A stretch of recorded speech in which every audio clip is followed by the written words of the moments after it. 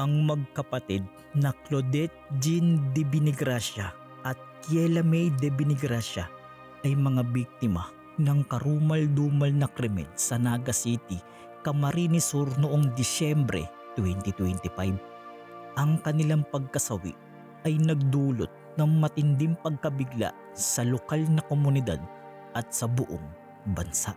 Pangalan: Claudette Jean de Binigracia, edad 27 taong gulang, lugar kung saan natagpuan, Barangay Concepcion Grande, Naga City. Mga sugat: matinding hack wounds sa kaliwang braso at leeg, naputol ang kanang braso.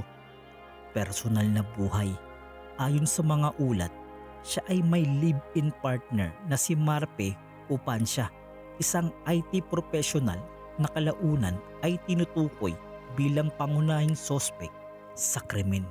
Motibo: pinaniniwala ang crime of passion ang dahilan ng pagpaslang batay sa text message ng sospek na nagpapakita ng pagsisisi. Pangalan: Kiela May de Binigracia, edad 25 taong gulang, lugar kung saan natagpuan, Barangay Concepcion, Pequeña, Naga City. Mga sugat: nakatali gamit ang power cable, nakabalot sa bedsheet at nagtamo ng maraming saksak sa dibdib. Konstekto: natagpuang ilang oras matapos madiskubre ang katawan ng kanyang kapatid na si Claudette. Sospek: pangalan: Marpe Upancia, 35 taong gulang, IT professional, residente ng Concepcion, Pequeña. Relasyon: live-in partner ni Claudette Jean de Binigracia.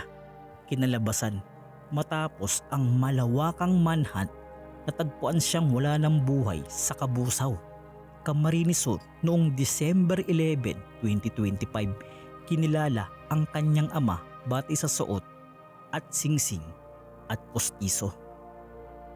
Konstekto at epekto: ang kaso ay nagpasiklab ng diskusyon tungkol sa domestic violence at mental health sa bansa.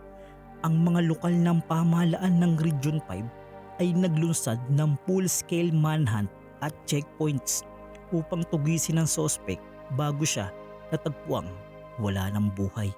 Ang insidente ay nagdulot ng matinding pagkabahala sa Naga City at buong Bicol Region, na nakilala bilang isang mga aktibong urban centers sa rehiyon.